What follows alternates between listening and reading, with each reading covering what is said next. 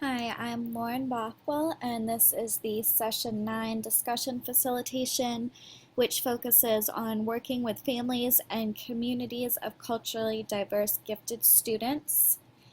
I did focus a little bit on each of the readings other than the book in this. So I will start with Parent Advocacy for Culturally Diverse Gifted Students by Grantham et al. And this started by talking just some generals about parent advocacy and how the somewhat recent No Child Left Behind laws did elevate the status of parent advocacy both at school and in the home and stressed the importance of it. It talked about champion parent advocates and some of their common traits, which include motivation, persistence, a commitment to change. They're able to self-educate about giftedness and advocacy.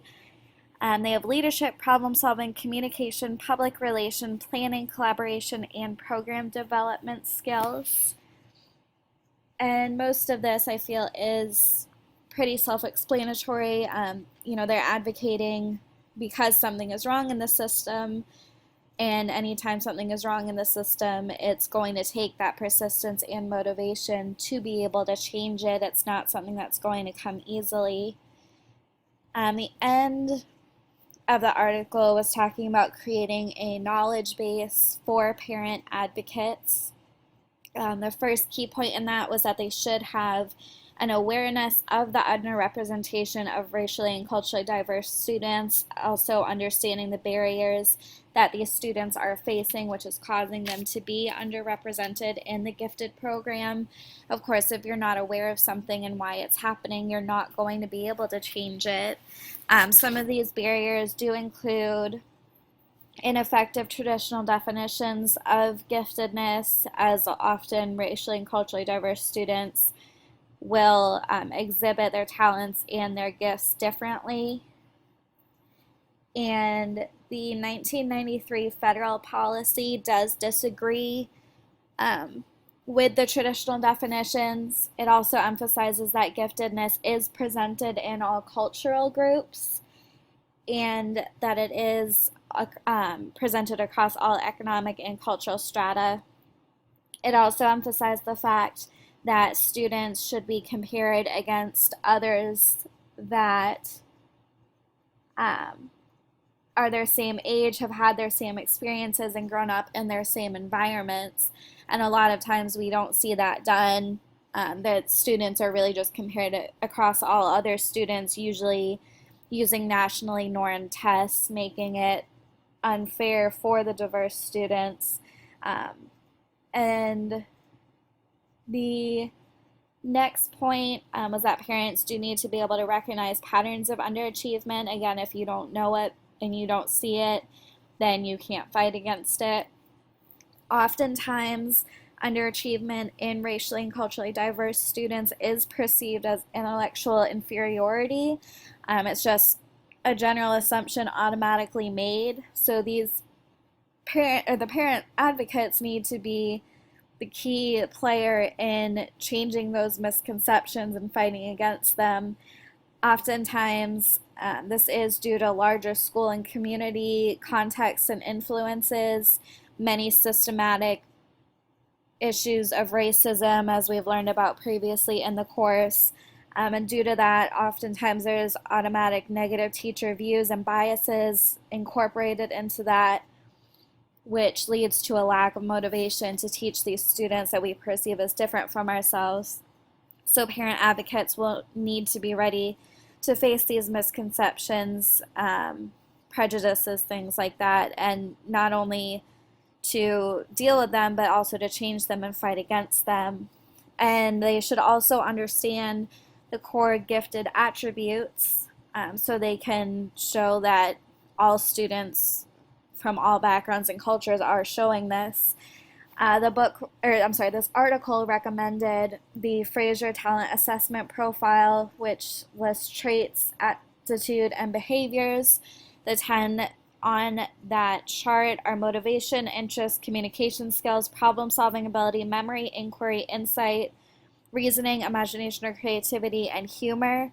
And it was recommending that parents do keep records of when their students display these things, or when their children do, such as keeping a file of work that displays them, things like that. So if there is unfair discrimination against them in the gifted program, they do have proof of these things already stored.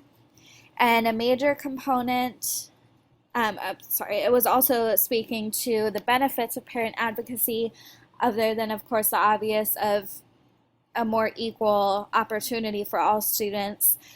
The one that I really appreciated was the first one they spoke to about just helping teachers whose background may be different than their students to understand those student needs and find creative ways to meet them. I know that's something I personally struggle with because I'm just not used to the racially and culturally different students. And while I certainly don't feel that I'm discriminating against them, it's more simply a lack of understanding. So if I had parent advocates or a group similar to that to work with who could help me find ways to connect with my students, meet their needs, things like that, I feel I would personally greatly benefit from it. So I'm sure there are many other teachers who would as well. Parent advocacy does create a better consistency of expectations between the school and the home, and this leads to a higher achieving mindset of the students. Similar to the first point, parents and educators will have a better understanding of gifted behaviors and how they differ in racially and culturally diverse students. This means we can be more aware of it, make sure we are recognizing those talents in all students. And something I also didn't think about, but I really appreciate from this article, was the fact that parents are non-partisan stakeholders. So first of all, this is bringing a new non-biased voice into the mix when campaigning for these changes, but also these parents don't have any, first of all, legal boundaries to what they can do. I mean, of course, general laws still apply, but they're not bound by any laws, rules, or restrictions from a certain organization they're part of, or a conflict of interest type of thing. And also, parents have no personal agenda when they're advocating for students like this. All they want is the success of the student, the best possible for their students. So it can be seen in a different light because it's a truly selfless act. And then a big part of the model talked about the gifted program advocacy model. And this has 4 phases. First is the needs assessment, essentially just looking at what's currently going on in the program, what needs to be done. I found it was really interesting that one of the specific steps in this was to survey the leaders of influential groups to get their opinions of gifted education for racially and culturally diverse students, which I think is amazing to include, because if you don't know what you're up against, then you won't know how to advocate correctly. So knowing the current opinions is vital in knowing how to change the opinions. Second was the development of an advocacy plan, and that included having well-defined short and long-term goals and having priorities. When it's laid out like that in a definite way, there's a greater chance of success in the advocacy. Phase 3 is implementation of that plan. I thought it was interesting that informal action was included in this, so just the fact that a passing conversation in a hallway can have a true impact on what you're doing, and to have a common underlying goal of changing the identification process.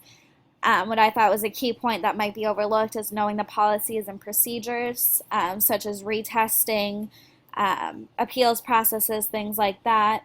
And fourth was the follow-up and evaluation, to reflect on your efforts, how far you came, make plans to work towards other goals, if you did succeed in your first goal. And also I thought the national PTA standards were interesting and definitely something to bring in.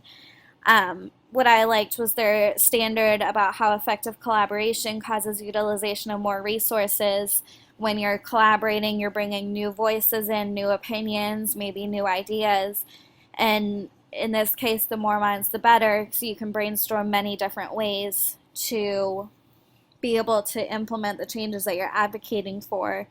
So since I've never personally been a parent advocate or been in that situation, this article is very, very helpful for me to be able to help empower parents to do this and give me somewhat of an idea of what they go through. And the Barton et al. Article, Ecologies of Parental Engagement in Urban Education, was also very helpful for me. The general concept was to do with spaces in capital, spaces being basically just that, as spaces, but they can change. They're defined by the individuals who come together, their interactions, the rules of that space, tools available, and the artifacts or outcomes ultimately produced in that space. And the capital is just any resources you bring, physical or not. And there were 3 conjectures about parental engagement. I do like that they used engagement instead of involvement, because you can be involved but unengaged. So parental engagement is a mediation between space and capital. Mediation is action and orientation to action. And differences in parental engagement across different spaces, such as academic and non-academic in a school, is both a macro and micro phenomenon. What I really liked, it was the first conjecture. It really made me think and reflect. We had the story about the parent, and it really just made me reflect. As it says here, the parent's level of involvement can be affected by outside factors: time, energy, ability to get to the school, language barriers, things like that. So engagement can be determined non-traditionally by interactions in different spaces. So what I reflected on was the fact that my parents, well, at least my mother, was always very, very involved in my schooling, which to me was normal, but thinking about the situation, it could not be in other schools. I went to a pretty intense elite prep school, so parental involvement was the norm there, but also my mother is not racially or culturally diverse. She is a native English speaker. At the time that I was in school, she was retired, so she had no job. She had her own transportation, so she had the time and ability to get there. And if someone else shared the same level of involvement, but they were overcoming things such as the parents in this article, like language barriers, transportation barriers, having to change work schedules, things like that, that shows a much different level of engagement, because they're going above and beyond, and they're going out of their way to advocate for their students and to be engaged and involved. So you can't just look at how many meetings or how many school activities a parent shows up to. You have to know the background and what they're overcoming to get to those activities, to truly know the meaning behind it. Also, I thought it was interesting how it spoke to when the first parent was welcomed into a space, she was able to increase her knowledge capital, which was then able to activate other capitals and let her be more involved. So I do have some discussion questions. They're up here, but I'll also copy them on the discussion board, and I look forward to hearing your thoughts.